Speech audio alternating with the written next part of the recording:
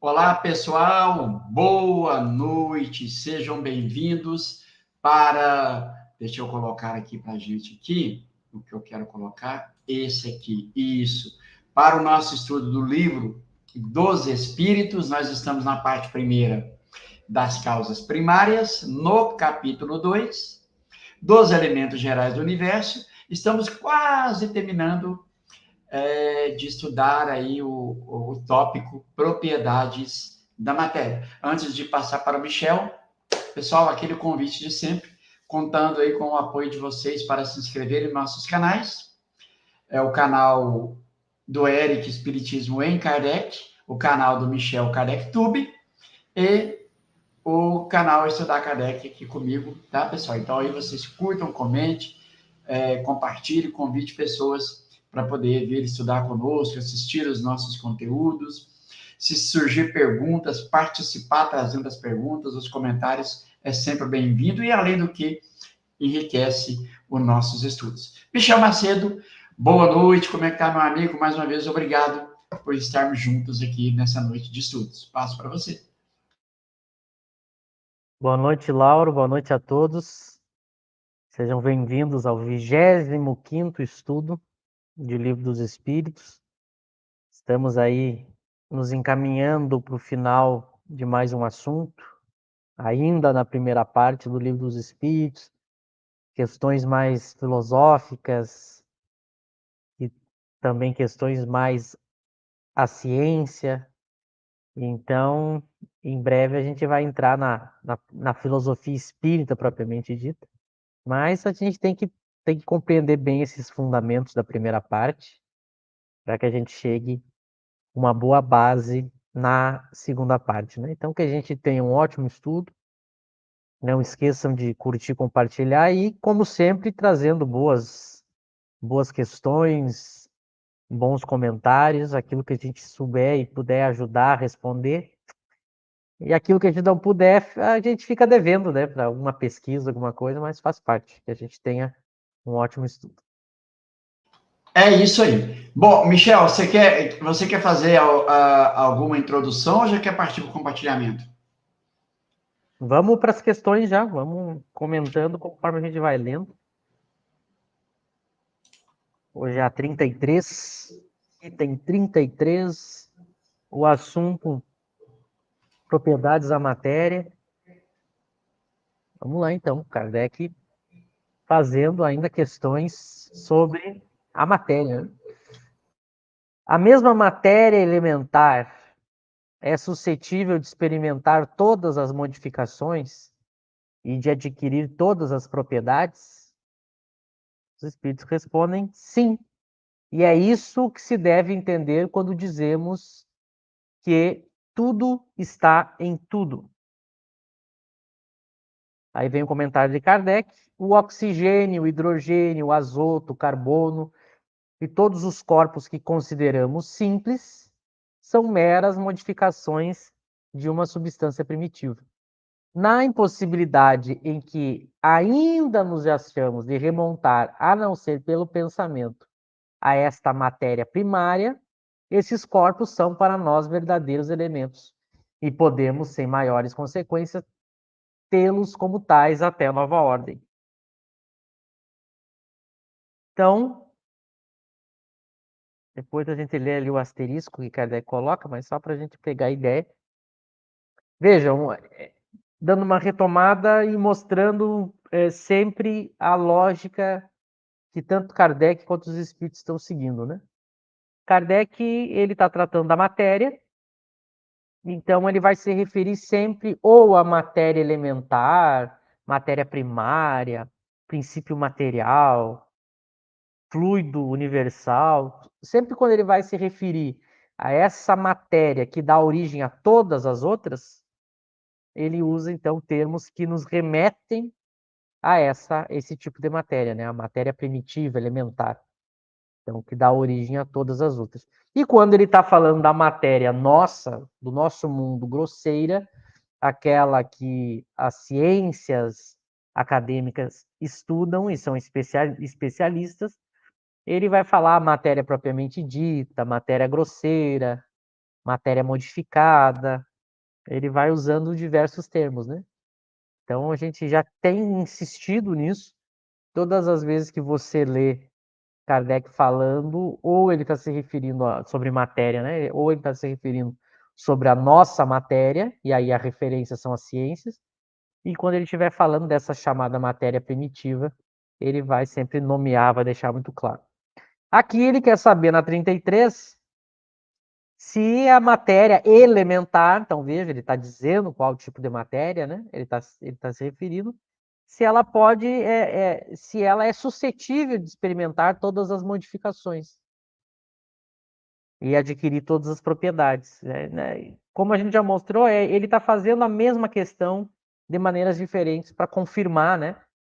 Para mostrar justamente que não há contradição sobre a ideia. E os espíritos vão dizer mais uma vez, sim, é isso que se deve entender quando dizemos que tudo está em tudo. Então, a ideia básica é sempre essa: há uma matéria no universo elementar, primitiva, que dá origem a todos os tipos de matéria que existem. Há essa matéria e ela sofre todas as modificações, se tornando inclusive essa matéria em que a gente vive. O nosso mundo material, esse que a gente vive, que as ciências daqui estudam, eles estudam um tipo de matéria que já é a matéria modificada. Mas os próprios cientistas que estudam a nossa matéria, eles buscam, né, uma matéria primitiva. Claro que toda vez que eles pensam em encontrar aquela matéria primitiva que dá origem a todas as outras, ou aqueles elementos, né, que dão origem a todas as outras, eles vão descobrindo que tem mais e mais e mais, e assim segue a busca da ciência. O que os espíritos vão dizer para Kardec? Um dia, o ser humano, os espíritos, vão chegar nessa matéria primitiva. Por enquanto, como ele diz ali nesse comentário, né, o oxigênio, o hidrogênio, o azoto, o carbono, todos os corpos que nós consideramos simples. Então, por exemplo, para a nossa ciência das academias, para a ciência aqui da Terra, esses elementos são os elementos simples, eles são os elementares. Eles são os que dão origem a tudo que há aqui no nosso mundo. O que o Kardec está dizendo? Na verdade, esses elementos que nós consideramos simples e elementares já são modificações da matéria ou da substância primitiva. Mas é como Kardec, como um homem que conhecia muito bem ciência, ele deixa muito claro na impossibilidade. Aqui vem o que a gente tem ressaltado a diversos estudos, né? Enquanto a gente não chega nessa chamada matéria primitiva, aquela última que a gente encontrou aqui através dos nossos instrumentos, da nossa ciência, fica temporariamente, até a nova ordem, sendo considerada primitiva. Então, a primitiva, a elementar que a gente conhece são essas. São esses elementos que a gente encontra aí na tabela periódica. Claro que um dia a gente vai chegar naquela matéria que dá origem a esses, mas por enquanto, por isso que ele diz, na impossibilidade em que ainda nos achamos, olha o que ele está dizendo, de remontar, a não ser pelo pensamento, a esta matéria primária. Então, para eu chegar nessa matéria primária, atualmente, é somente pelo pensamento. O que ele está querendo dizer? Somente usando o raciocínio, a imaginação, porque através dos nossos estudos, dos nossos instrumentos de pesquisa, a gente ainda não chegou nessa matéria primitiva. Os nossos instrumentos de pesquisa da química e da física chegaram apenas nesses elementos que a gente tem aí, como ele cita, oxigênio, hidrogênio. Como a gente ainda não chegou na matéria primitiva que dá origem a esses, ele diz: esses corpos são para nós verdadeiros elementos e podemos, sem maiores consequências, tê-los como tais até nova ordem. Assim é a ciência. Isso é uma coisa muito importante. Isso que Kardec está falando aqui é ciência pura, são regras, a ciência funciona assim. Você descobre alguma coisa. Enquanto você não descobre algo melhor ou mais avançado, você fica com aquilo, até a nova ordem. Aí eu vou desenvolvendo os instrumentos de pesquisa, vou aprofundando. Quando eu tenho condições de adotar novos princípios na minha teoria, eu adoto. Mas até enquanto eu não tenho esses elementos, esses instrumentos de pesquisa, eu fico com aquilo que eu tenho. Mesmo que eu suspeite filosoficamente, racionalmente, hipoteticamente, eu suspeito que há algo mais profundo do que aquilo. Mas isso filosoficamente. Mas cientificamente, eu fico com aquilo que a ciência me deu. Então, o Kardec vai fazer exatamente isso. Vejam que ele não vai pedir para os espíritos, e nem os espíritos vão dar, a solução do problema. Ele diz, olha, nós, na impossibilidade que ainda nos achamos, por que ele não pediu para os espíritos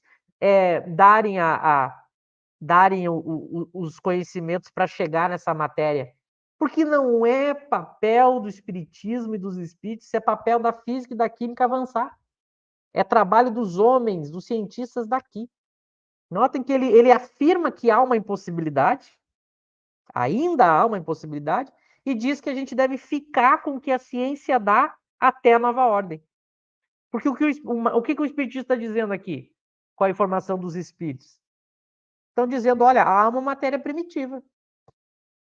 Eles só dão essa informação, mas eles não dizem como essa matéria, como chegar até ela, como evoluir daquela que a gente tem atualmente para chegar nela. Eles não dão, porque isso é papel das ciências fazer.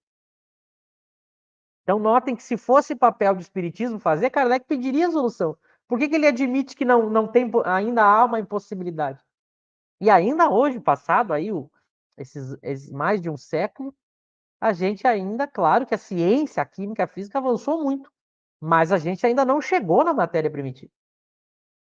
Então, o espiritismo dá a informação filosoficamente.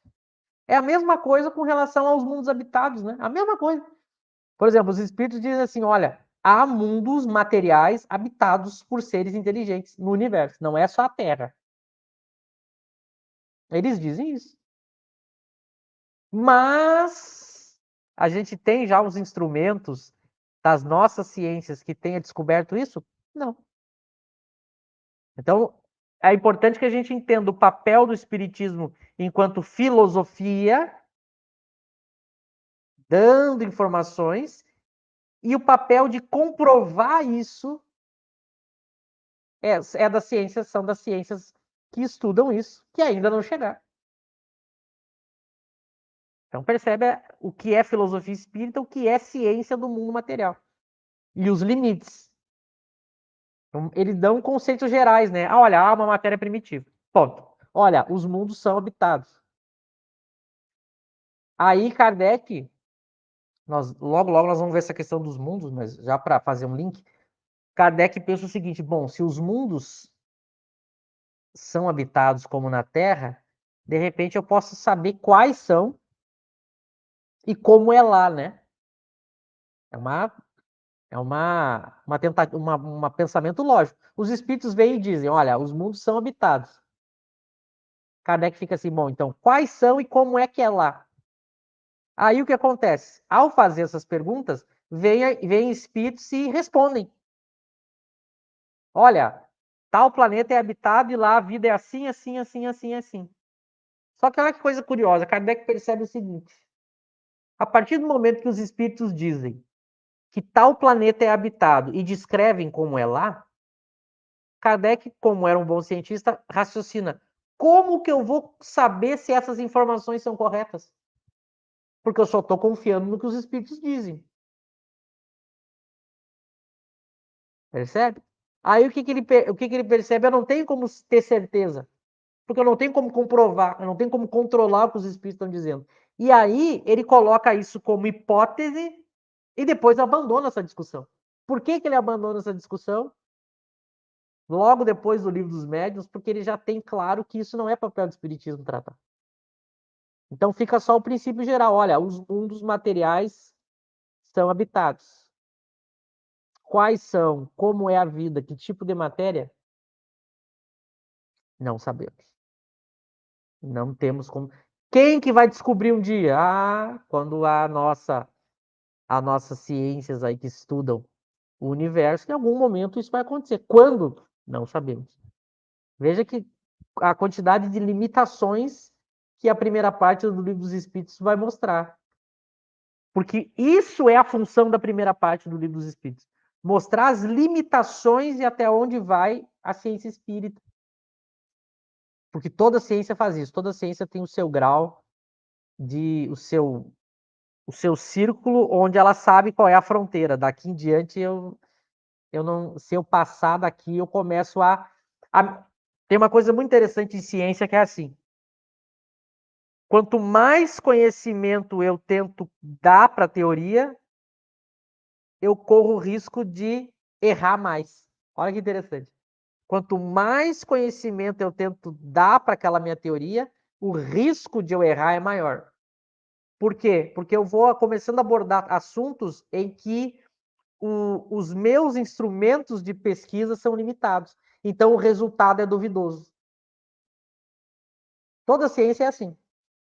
Quem estuda outra ciência sabe disso. Há pontos das diversas ciências em que eles ficam assim, olha, isso aqui ainda é tido como hipótese, isso aqui ainda é uma especulação, porque eles sabem que eles chegaram no limite, né? Agora, no interior, no núcleo da ciência, aí sim. Aí é a área de especialidade mesmo da ciência. O espiritismo é a mesma coisa. O espiritismo ele tem essas áreas de fronteira, né? Olha, há uma matéria primitiva, há mundos habitados, mas ele para aí. Se eu for adiante, eu começo a criar problemas com quem? Com as ciências que cuidam disso. Porque a partir do momento que eu começo a botar o pezinho no território da outra ciência, o cientista daquela ciência diz, opa, tá pisando aqui no meu território, ó. E aí, se eu não falar na mesma língua que ele não vale a teoria. Então a ciência tem... Da mesma forma, o contrário. Quando algum outro cientista começa a botar o pé na nossa área da ciência espírita, a gente diz a mesma coisa. Ó, cuidado, você está entrando na área que é do espírito. Aqui o domínio é nosso, não é seu. Para citar um exemplo, a psicologia.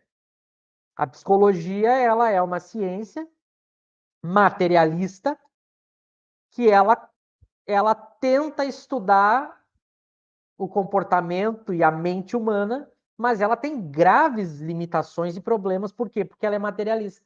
Porque ela entrou num terreno que não é, ela não vai ter condição de dar conta, porque ela precisa admitir o espírito para dar conta. Então, isso é muito, muito interessante. E a gente precisa entender isso, porque essa confusão que as pessoas fazem com o que é espiritismo, o que não é, o que é da ciência espírita, o que não é, qual a função da primeira parte do Livro dos Espíritos, por que Kardec trata de assuntos que têm correlação com outras ciências, todo esse contexto, desde a época de Kardec foi feita a confusão. Eu estou lendo agora aquele livro estou lendo aquele segundo livro do Carlos Sete, né, o Espiritismo sob Investigação, em que ele vai mostrar que no final do século XIX, depois da época de Kardec, depois da morte de Kardec, os espíritas, os líderes, não estou falando de qualquer espírito, os líderes do movimento espírita mundial não entendiam Kardec direito. Eram pessoas honestas, que respeitavam Kardec, mas não entenderam. A gente vê que eles faziam confusão justamente sobre isso, sobre o que é teoria espírita, o que não é, quais os limites, como é que evolui. Eles não entenderam direito. E eles fizeram muita confusão. A gente vê aí nesse livro do Carlos, tem os relatos das discussões que eles faziam nos congressos, né? Porque Kardec dá como sugestão fazer congressos espíritas para avaliar a progressividade da ciência espírita. Só que quem cuidava do espiritismo pós-Kardec não entendia o espiritismo como Kardec. E fizeram confusão. E aí a gente, no início do século XX, final do XIX, a gente vê os espíritas discutindo se há ou não há reencarnação, se Deus existe ou se Deus não existe. Olha, eles não entenderam o espiritismo. Foi um erro cometido na história do movimento espírita. Um erro. Que hoje a gente sabe. Qual é o caminho hoje? O caminho mais seguro hoje é o seguinte: olha, vamos primeiro aprofundar o que o mestre deixou. Não inventa moda. Senão a gente vai repetir os mesmos erros que os espíritas do século XIX, início do século XX. Você ainda não está preparado para progredir aquela ciência, quer se meter a progredir e faz confusão. Então, hoje, os novos kardecianos que estão ressurgindo aí no movimento espírita entenderam. Não. A gente tem primeiro que aprofundar muito e por muitos anos, e talvez nessa existência vai ser toda ela, só para imitar e estudar o que Kardec deixou. Porque tentar avançar a teoria espírita, há alguns espíritas do movimento espírita, o pessoal da academia, espíritas aí com doutorado nisso, doutorado daquilo, que estão cometendo, estão perto de cometer os mesmos erros. Eles estão perto de cometer o que Flammarion, Gabriel Delane, Leon Denis e outros cometeram. Eles erraram. Eles tentaram avançar o espiritismo sem entender.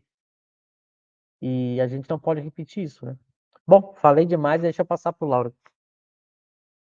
E tem que ser feito, como, né, vai ter agora esse congresso, se não me engano, agora, no final do mês de novembro, né? Em Juiz de Fora, e no futuro vão estudar o método científico de Kardec.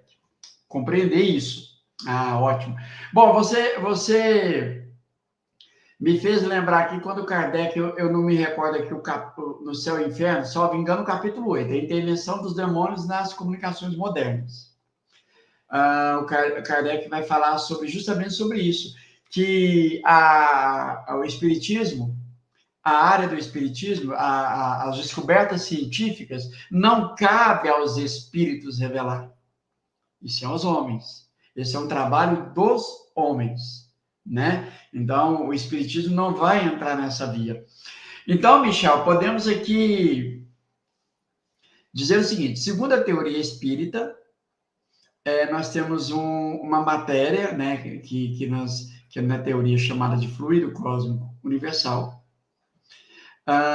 e que essa matéria é o elemento primitivo, que dá origem, transformações, a todas as matérias que nós conhecemos. Mas, como não podemos identificar essa matéria ainda, conhecê-la, então vamos dizer o seguinte: olha, temos aqui, aí o Kardec dá o exemplo, oxigênio, azoto, hidrogênio, tá? Que são elementos. Mas para a doutrina espírita, o elemento primitivo é o fluido universal. O raciocínio é esse. Ótimo. Bom, seguindo aqui, no estatuto, ou nos estatutos, né, do Espiritismo, Kardec admite, ou na sociedade, melhor, na sociedade, Kardec só admitia aquele que aceitasse os princípios da doutrina. Então, por exemplo, a reencarnação é um princípio fundamental, é a base, é o alicerce da doutrina. Se vão discutir se reencarnação existe ou não em congressos, como você citou o livro do Carlos Sete, é como você falou, significa que esses caras não entenderam que esse é um princípio, já é um princípio consagrado pelo Espiritismo, acho que eu posso usar essa palavra. Então, logo, eu não tenho que discutir isso. Isso já é fato. Eu tenho que buscar compreender. Esse raciocínio está mais ou menos dentro do caminho? Isso, porque assim, na verdade, claro, hoje com o distanciamento histórico, com mais tempo para refletir, com mais possibilidade de estudo, já tendo uma análise do que aconteceu, as consequências disso, claro que a gente consegue fazer essa avaliação. Né? Claro que na época deles, como era algo muito recente, vamos se transportar para aquela época. O Espiritismo estava na força máxima com Kardec. A gente tinha, vamos só isolar por um momento, dois espíritos especiais trabalhando. De primeira grandeza, Kardec encarnado e Jesus do lado de lá. Não é pouca coisa. A gente tem dois gênios, não é pouca coisa, trabalhando. Kardec aqui na Terra, trabalhando, espírito altamente superior. O que acontece Mas é lógico e óbvio que ele morrendo, partindo, ia ter uma queda de qualidade. Isso não tinha como evitar. Ninguém que pegasse, assumisse tudo que ele conseguia sozinho fazer, ia ter condições de tocar com a mesma qualidade que ele. Então a gente já teria uma primeira perda de qualidade com a partida dele. Isso é natural do nosso mundo. Depois a gente tinha a ciência ainda fresquinha, né? A recém-feita por ele. Então, as pessoas estavam muito acostumadas com a lucidez dele. Agora não tem mais ele e no corpo, né? Então, ia ter essa queda de qualidade, dificuldade para entender algumas coisas, porque a ciência ela não é simples de ser feita. Ainda mais a ciência espírita, né? Aí tu mistura isso com os próprios defeitos que são do espírito imperfeito, que cada um tem, aí a gente tem o que aconteceu. A gente tem as pessoas tentando inventar aquilo que elas julgavam que era o melhor, que era o que devia ser feito. Então, era natural que precisaria de tempo para que as coisas começassem a voltar para o lugar, que é o que eu imagino que esteja acontecendo agora. Vejam que teve que demorar mais de 100 anos, né? Mais de 150 anos, a recém que as almas kardecianas estão começando a entender, é assim, esse caminho que a gente tem que seguir aqui. É esse o caminho. Então demorou, isso demorou. A gente teve as falhas naturais, junto com os demais acontecimentos do mundo, porque o mundo não estava evoluindo só no espiritismo, né? O século XX foi muito revolucionário para a humanidade, muito, muito. A gente teve uma revolução gigante em diversas áreas, principalmente uma revolução material, tecnológica, duas grandes guerras. No movimento espírita a gente teve Chico, Febre, Bezerra, a gente teve André Luiz, Emmanuel, Divaldo, Joana de Ângeles. Então teve muita coisa. Agora, depois desse momento meio perdido aí, parece que algumas coisas estão ficando claras, né? E claro que muito provavelmente muitos desses que estão surgindo aí são os próprios espíritas daquela época voltando, né? Agora com mais lucidez. Não, a gente não adianta a gente querer fazer assim, porque quem sabe é Kardec, tem que ser como ele queria. E aí as coisas estão. A parcela de erro está diminuindo, né? Esse é o primeiro ponto. O segundo ponto, a gente tem duas coisas, Lauro. A primeira, a relação do espiritismo com as outras ciências, ou seja, as demarcações, as limitações. Esse é uma primeira ponto. E o segundo ponto é o avanço do próprio espiritismo, aquilo que é da teoria do espiritismo. Houve erro nos dois pontos. Houve erro nos dois pontos. Então, muitos espíritas pós-Kardec não entenderam o que era papel do espiritismo, o que não era, fizeram mistura. E dentro da própria doutrina, na sua possibilidade de avanço, eles também não entenderam. Eles tentaram avançar pontos que Kardec já havia colocado que não poderia. Então, a gente tem, por exemplo, o Flammarion, ele tinha a noção de que ainda não havia uma ciência. Eles achavam que a ciência espírita estava por surgir ainda, porque eles não entenderam aquilo que Kardec fez era muito sofisticado para a época.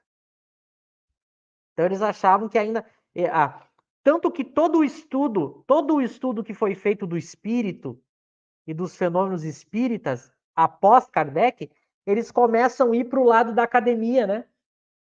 Eles começam a querer estudar a mente, que é o espírito, e os fenômenos espíritas, eles passam a tentar estudar academicamente, eles tentam adaptar a metodologia acadêmica aos estudos dos fenômenos espíritas. E esse foi o erro mais rasteiro que o movimento espírita cometeu. Que Kardec já havia alertado antes, mas como eles não tinham entendido, não é o espiritismo que tem que se adaptar à academia. Eu não posso usar métodos da academia para tentar estudar, analisar o espiritismo. Isso é um erro. O espiritismo é uma ciência própria e independente. Ela tem o seu método próprio. Não adianta eu tentar. E até hoje eu acompanho aí algumas lideranças espíritas da área acadêmica e eles cometem esse erro. Eles estão viciados e presos no seu academicismo e eles estão tentando ler o espiritismo. E aí eles querem ler o espiritismo com a sociologia, eles querem ler o espiritismo com a filosofia clássica, mas o espiritismo não é uma filosofia clássica. O espiritismo não é uma filosofia clássica. Eles querem ler com a pedagogia das academias. Eles querem adotar metodologias acadêmicas no estudo do espiritismo. Não vai dar certo, como não tem dado. Por isso que, para concluir essa questão que tu colocou, quem está fazendo isso até o momento, quem está fazendo isso muito bem é o Alexander. Porque o Alexander, por que ele está se destacando? Porque ele não está fazendo espiritismo. Ele deixa muito claro isso. Ele está simplesmente fazendo um trabalho de pesquisa acadêmica no mundo todo para mostrar que a psiquiatria e as psicologias materialistas e as teses materialistas da academia, elas têm graves problemas, preconceito, contradições, limitações. Ele está mostrando que as explicações materialistas que são fortes na academia, elas não são, na verdade, algo virtuoso. Pelo contrário, é uma deturpação do jeito de fazer ciência. Elas não dão conta. Ele está mostrando que o materialismo não é a única opção. Ele está mostrando que há outras opções que não a opção materialista e que também podem ser científicas. Então, o Alexander ele está na região pré-espiritismo, pré-Kardec. Ele está no pré-Kardec, que é a parte onde eu mostro que o que eu tenho na academia é insuficiente. E aí eu fico, então vamos buscar agora uma explicação melhor para aquelas que a academia está dando. Só que no caso agora, eu não preciso desenvolver uma ciência nova, eu já tenho uma pronta. Qual é as obras de Kardec, ciência espírita. Então eu mostro que a psiquiatria, a neurociência, a psicologia, elas não dão conta de explicar os fenômenos da mente e do espírito. E em vez de eu ir agora começar do zero uma nova teoria, eu já tenho uma pronta, é Kardec. E é para esse lado que o Alexander está indo. Então ele está indo muito bem. Claro que é. A gente tem que orar, tem que ajudar, tem que contribuir, porque é muito difícil, né? Não é fácil fazer ciência e seguir esse caminho, porque há muitas especulações, interesses, preconceitos. Então a gente tem que ajudar, mas por enquanto o trabalho está bonito, porque eles estão percebendo o seguinte: olha, tem um senhor aí do século XIX que fez uma teoria que parece que ninguém conseguiu fazer uma igual. Então vamos pegar a dele agora então para estudar. Opa! Aí a gente pega a dele e descobre, meu Deus, ele já resolveu toda a questão. Ele já deixou uma ciência prontinha para a gente. Então é isso que está acontecendo. Agora, e isso eu estou citando o trabalho do Alexander, que a gente vai ter esse evento agora no final de novembro, que vai ser um divisor de águas, né? Que é o primeiro evento que vai reunir kardecianos, especialistas em Kardec, dialogando com esse grupo acadêmico que o Alexander está dirigindo. Então é um grande momento, né? É um momento de dizer, olha, há uma ciência já pronta que vai dar conta de explicar o que vocês não conseguiram, que é Kardec. Então, Michel, não são meros espíritas no sentido da palavra, eles são físicos. São esses espíritas, né? Físicos, filósofos, doutor em lógica. Então, eles trazem uma bagagem para poder dialogar com esses homens de ciências, né? Eles vão estar pautados no conhecimento da ciência, né? A ciência dos homens e pautado, claro, no conhecimento da ciência espírita. Michel. Ótimo, muito bem lembrado. Isso é uma outra coisa, isso aqui é um outro ponto importante. Para eu dialogar com as demais ciências, eu tenho que conhecer bem o espiritismo e o mundo acadêmico científico. Então, pela primeira vez agora a gente tem essas duas coisas. Porque a gente tinha antes ou pessoas que conheciam pouco de ciência acadêmica e pouco de espiritismo, e aí dava algo ruim, ou a gente tinha alguém que conhece. E ainda tem pessoas que são muito boas academicamente no movimento espírita. Tem grandes doutores no movimento espírita, mas não entenderam o espiritismo. Então também dá problema. Agora, a gente tem aí algumas figuras agora que elas se dão bem dos dois lados. Então elas podem fazer essa ponte, que é muito interessante a título de estudo, né? E para não ficar abstrato, é óbvio que eu estou falando de duas figuras que são os maiores especialistas em Kardec do mundo, que é o Silvio Chibene e o Cosme Massi, né? E que não é à toa que um vai abrir o evento do Alexandre e o outro vai fechar. Não é à toa que isso está acontecendo. Agora, a gente tem muitas pessoas no movimento espírita que têm uma boa vida acadêmica e científica, são doutores, PhDs, mas não entenderam espiritismo, não conhecem espiritismo e ainda fazem confusão. Eu acompanho vários. Acredito que são pessoas bem intencionadas, mas não entenderam. Tem vários autores, às vezes, que me chegam e eu digo, não entendeu. Não entendeu. E eu vou dar uma pista aqui, para quem está nos ouvindo. Quando surgir algum palestrante espírita metido a doutor acadêmico, que começa a falar muito que tem que atualizar Kardec, tem que contextualizar Kardec, é Kardec para o século XXI, já começa a abrir o olho. Porque eles acham que Kardec tem que se adaptar à ciência, mas não é. Mas não é. Eles têm que entender Kardec. Eles têm que entender Kardec. E para citar um nome aqui, para não ficar abstrato, eu dou um exemplo clássico, a Dora Encontre. A Dora Encontre é esse exemplo clássico. Ela não entendeu Kardec. Só que, ao mesmo tempo, ela é uma pessoa que tem uma influência e uma boa comunicação muito grande. Ela fala muito bem, é uma pessoa muito instruída, muito intelectualizada. É a receita para dar errado. Porque aí a pessoa não consegue entender aquele autor, só que ela também não consegue enxergar que não está entendendo.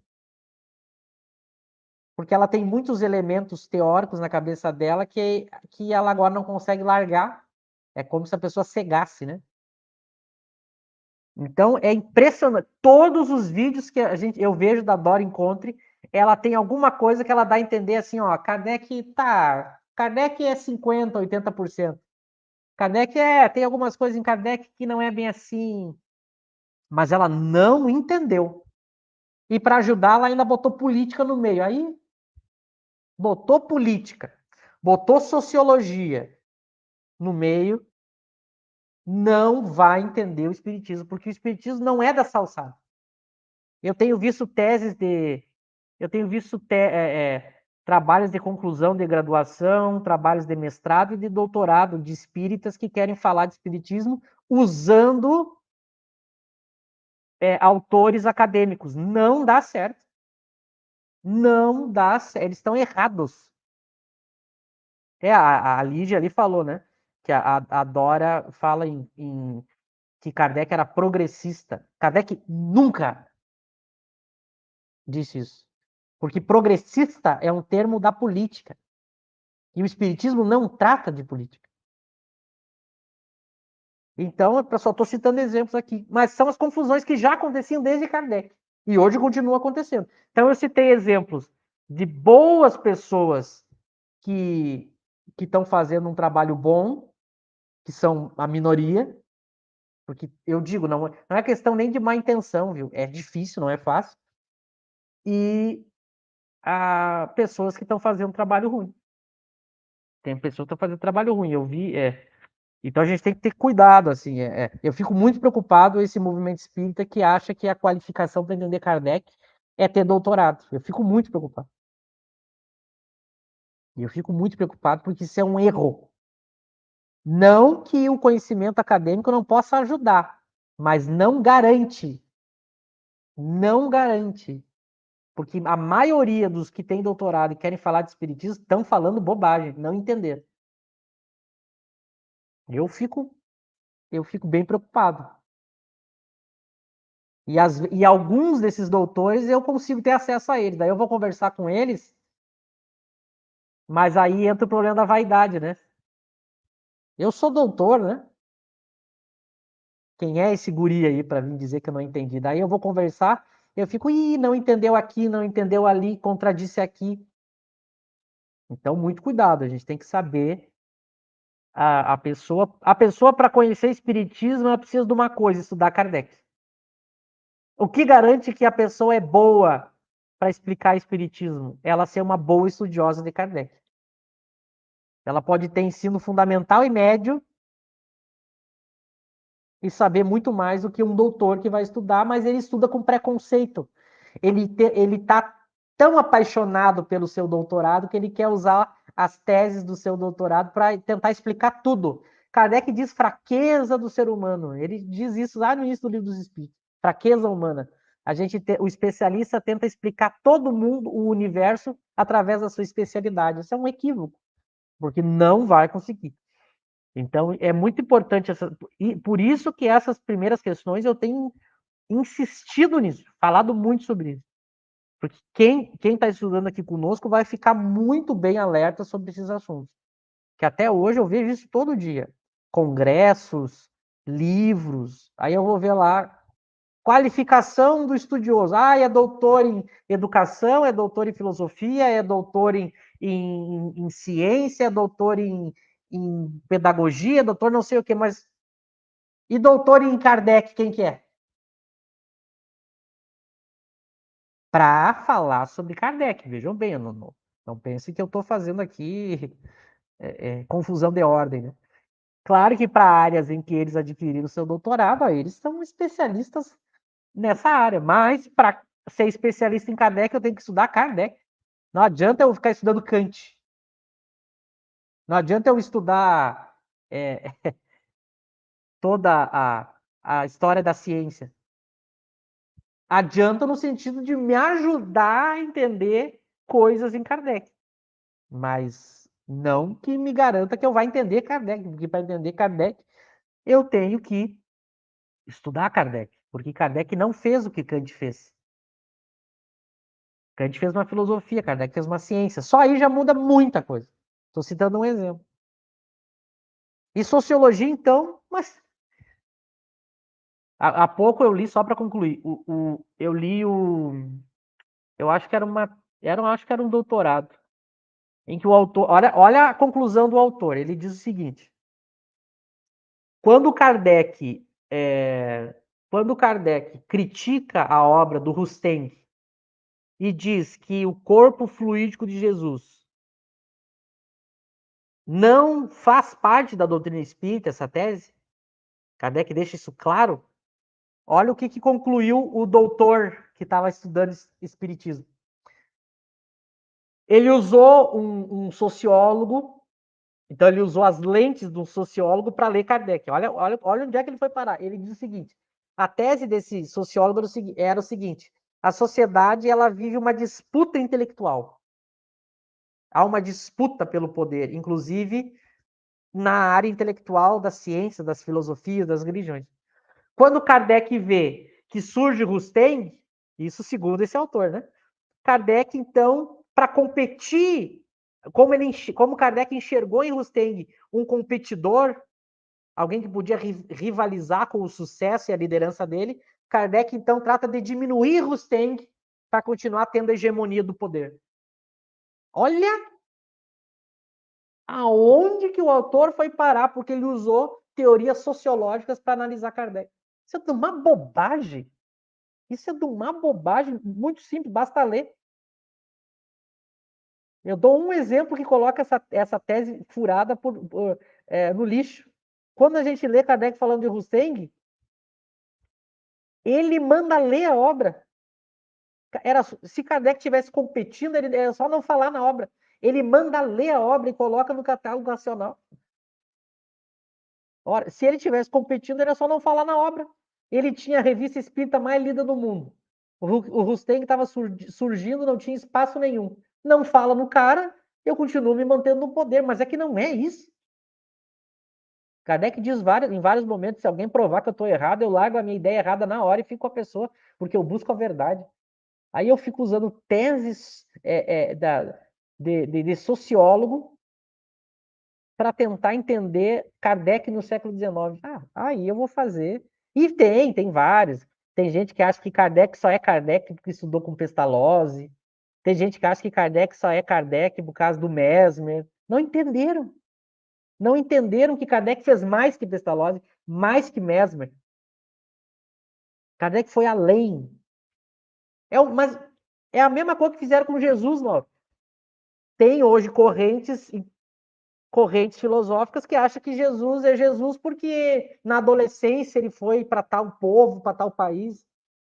Eu não entender, mas para o Espiritismo não faz sentido essas teses.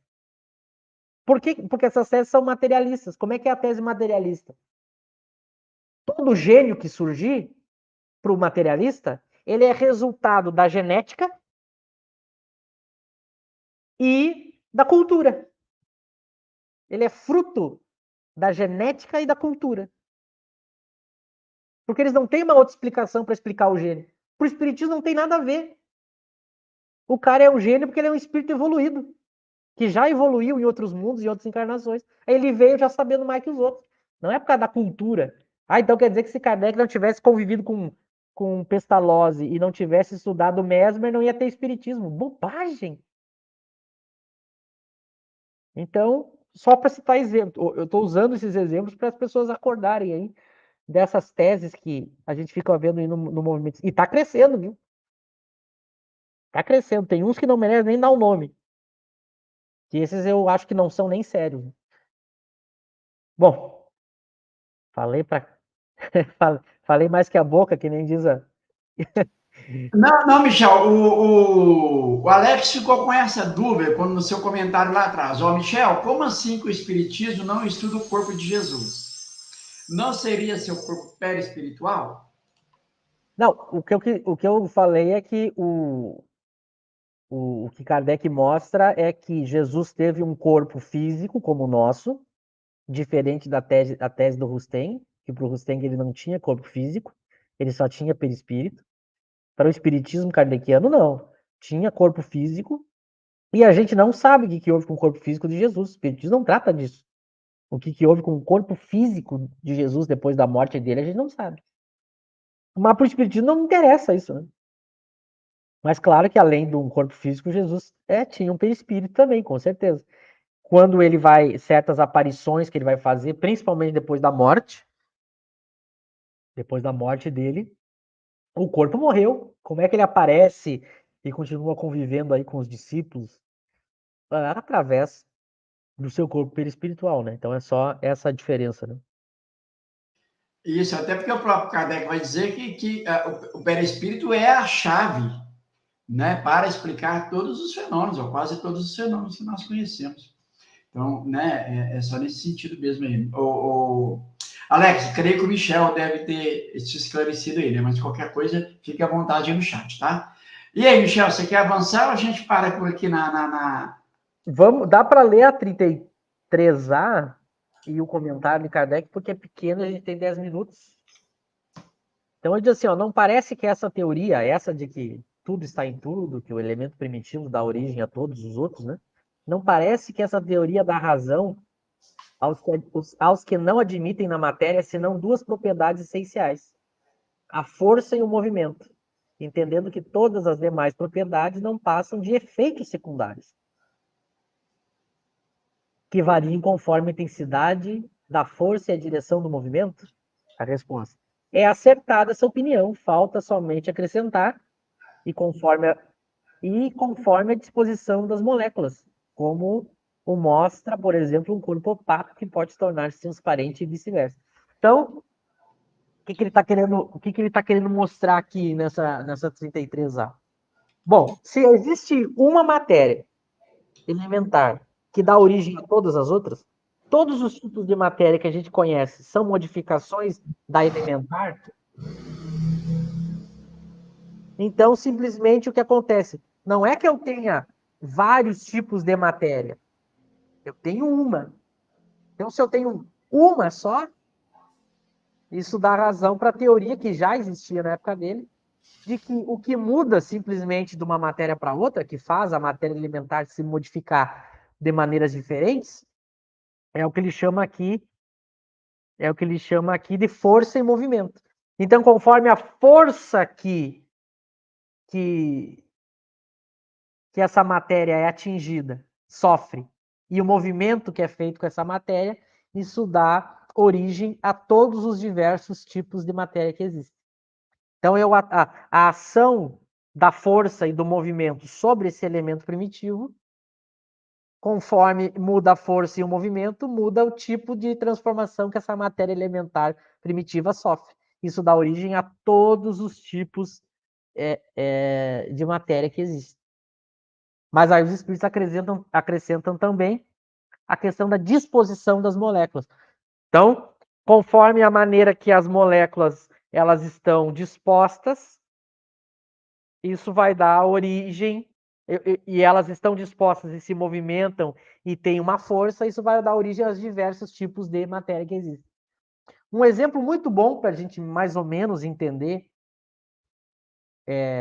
claro que é uma analogia, né? Por favor, é uma analogia, mas para a gente entender a lógica do que eles estão querendo dizer aqui, tem dois exemplos que eu aprendi uma vez num livro de filosofia. O primeiro exemplo é a massinha de modelar, né? Quem já brincou com massinha de modelar? Aquela massinha que lá na pré-escola a gente brinca, né? Tem de várias cores.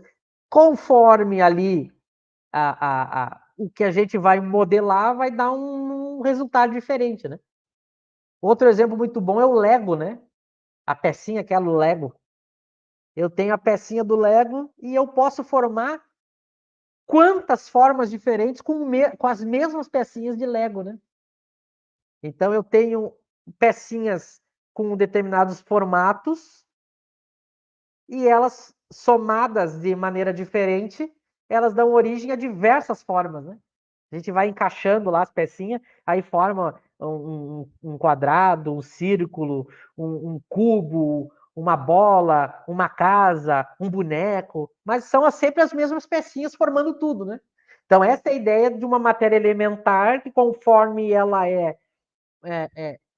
as forças que interagem com ela e a posição que eu coloco as moléculas ali, ela vai dando origem a todos os corpos que se conhecem. Então, é essa lógica que está por trás dessa questão, né? Mostrando como é lógico, dá para entender melhor a lógica da questão, né? Deixa eu ver uma coisa aqui. Deixa eu só ler, antes de ler a pergunta do Alex, o comentário, o asterisco ali de Kardec, Laura, tem um asterisco, não sei se aparece para ti, acho que está lá embaixo. Este princípio explica, que é o asterisco para a pergunta 33, né? Aí, ó. Esse princípio explica o fenômeno conhecido de todos os magnetizadores e que consiste em dar-se, pela ação da vontade, a uma substância qualquer, a água, por exemplo, propriedades muito diversas, um gosto determinado e até as qualidades ativas de outras substâncias. Desde que não há mais de um elemento primitivo e que as propriedades dos diferentes corpos são apenas modificações desse elemento, o que se segue é que a mais inofensiva substância tem o mesmo princípio que a mais deletéria. Assim, a água, que se compõe de uma parte de oxigênio e de duas de hidrogênio, se torna corrosiva, duplicando-se a proporção do oxigênio. Transformação análoga se pode produzir por meio da ação magnética dirigida pela vontade. Então, aqui ele dá exatamente uma analogia. Kardec se serve das analogias para ficar clara a ideia. Então, na nossa química, eu tenho lá várias matérias elementares, por exemplo, oxigênio e hidrogênio. Se eu pegar duas moléculas de hidrogênio e uma de oxigênio, dá água. Agora, se eu acrescentar mais uma molécula de oxigênio, vira algo corrosivo. Então, olha a ideia. São os mesmos elementos, mas eles foram combinados de maneira diferente, já dá outro resultado. Kardec está fazendo a analogia com esse elemento primitivo. E ele está mostrando já que isso explica a magnetização. Porque o que era a magnetização já na época dele? O magnetizador podia pegar um copo d'água e modificar o gosto, o cheiro, e inclusive quando a pessoa tomava, era como se ela tivesse tomado um remédio. Mas por quê? Porque essa água ela é feita do mesmo elemento primitivo que o magnetizador manipula com o uso da vontade, do pensamento. Então ele consegue de alguma maneira alterar, fazer uma combinação, e isso explica logicamente o efeito da magnetização. Então ele quer mostrar como é lógico usando a química como referência. Na química não é assim, conforme eu modifico e acrescento moléculas, eu não tenho um novo efeito.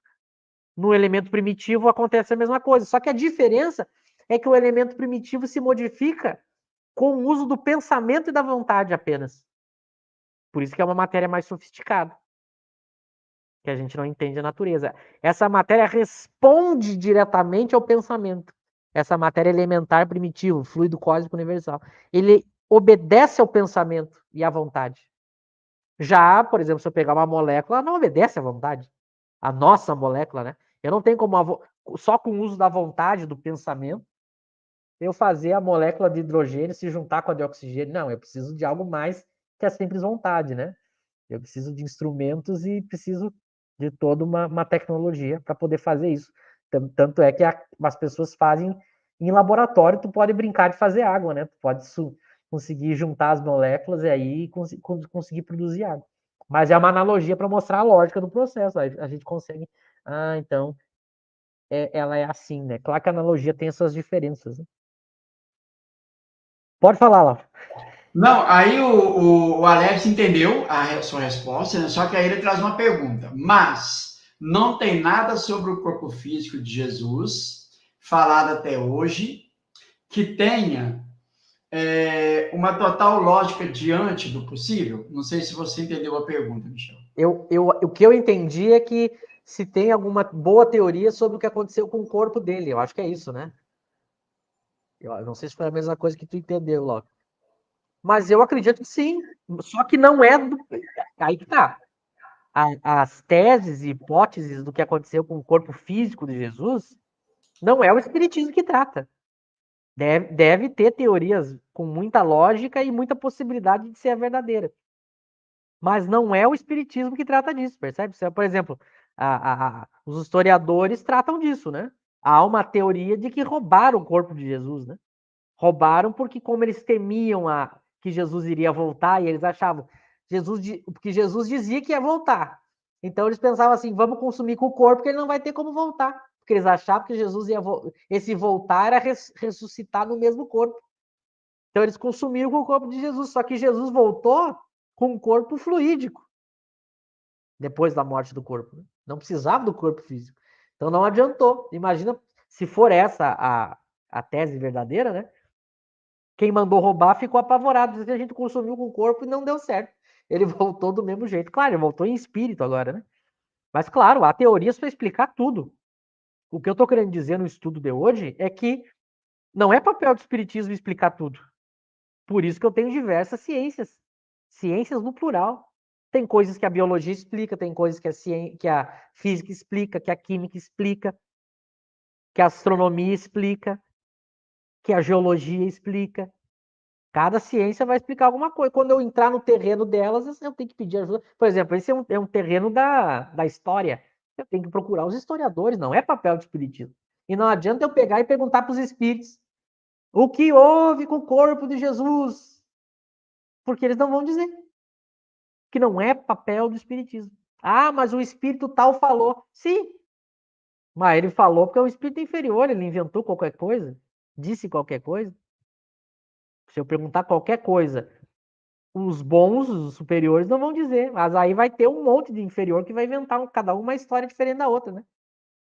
Mas aí ele não tem compromisso com qual é o controle que tu usa, qual é o critério para saber se ele tá falando a verdade. Não tem. Por isso que não adianta perguntar, não tem controle, né? Exato, e o Espiritismo, né, deixa bem claro, uma vez o corpo morto e bem morto, esse não tem mais como voltar à vida. Bom, se isso ocorreu com Jesus, obviamente, né? Ah, mas então o que foi feito do corpo? Isso, como o Michel bem colocou, não é o papel do Espiritismo explicar. Mas o que ele vai explicar é que se Jesus apareceu, foi com seu corpo perispiritual, não com o corpo carnal, porque aquele, né, havia morrido. Então, essa é o que o Espiritismo esclarece de uma forma lógica, sem ficar criando aí fantasias, né? Bom, o Alex traz aqui. Perfeito, então. Gratidão pelo. Ah, beleza. Pelo retorno diante da atenção.